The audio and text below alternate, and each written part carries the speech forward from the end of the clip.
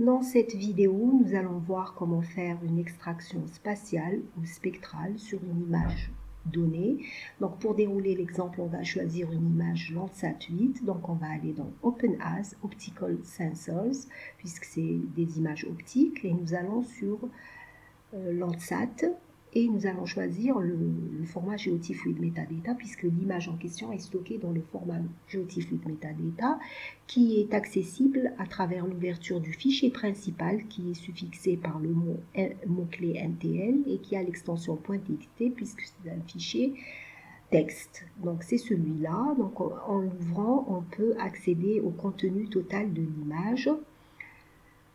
Par défaut, l'image est affichée sur ENVI dans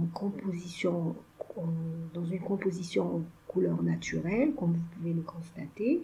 Si on veut changer d'affichage, de composition colorée, on peut aller sur le Data Manager. En ouvrant le Data Manager, nous avons la possibilité, par exemple, de choisir la composition colorée 752.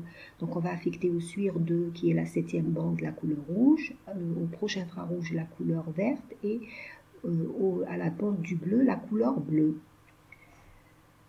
On obtient cet affichage qui est en couleur, en fausse couleur et qui met en évidence la végétation et le bâti. Donc pour faire le resize ou l'extraction, on va aller sur le toolbox Raster Management and Resize Data.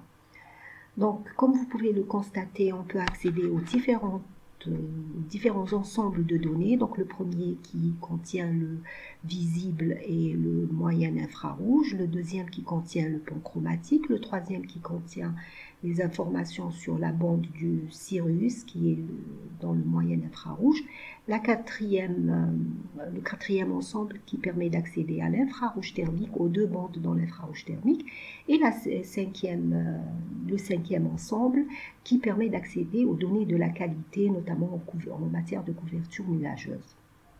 Donc on va choisir de faire l'extraction sur la partie multispectrale.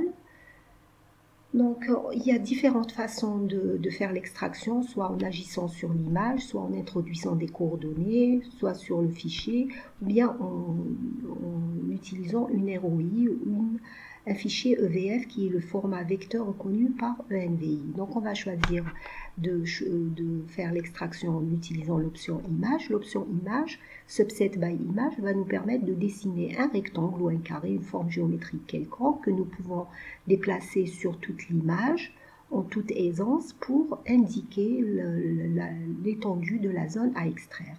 De cette façon, nous avons fait une extraction spatiale. Donc, du coup, vous avez le numéro de colonne et le numéro de ligne du coin supérieur gauche et inférieur droit de la zone d'étude. On peut aussi faire une extraction spectrale, donc choisir les bandes spectrales, soit comme ici elles sont toutes sélectionnées, donc on va les prendre toutes. Sinon, on peut choisir de n'extraire qu'une partie des bandes spectrales, ici par exemple le vert et le SWIR 2, ou bien le coastal aérosol, ou seulement le bleu, etc. Donc on peut faire ce qu'on veut. Ici, on va choisir d'extraire uniquement le bleu, le vert, le rouge et le proche infrarouge. OK, on les sélectionne. OK. Et voilà, du coup, on a les coordonnées, le nombre de colonnes et le nombre de lignes de l'image extraite. Donc ça, c'est les facteurs d'exagération, on ne change rien.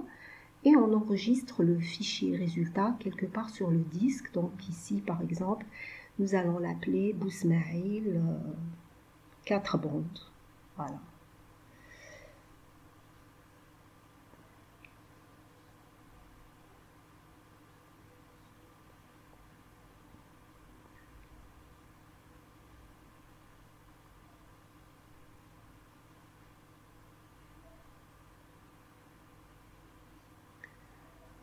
Donc on valide. Après quelques secondes, donc notre extraction, notre image extraite à partir de l'image principale s'affiche sur l'écran en couleur naturelle par défaut. Donc la voici. Elle ne couvre que la zone d'étude que nous avons délimitée avec le rectangle rouge. Donc on va zoomer dessus.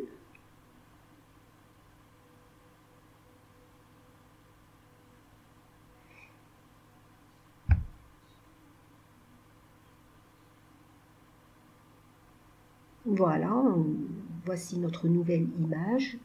Et si on va regarder dans le Data Manager, eh bien, on va constater que cette nouvelle image extraite à partir de l'image principale, de la scène principale, qui a été téléchargée à partir du site de l'USGS, nous avons une nouvelle image avec 4 bandes seulement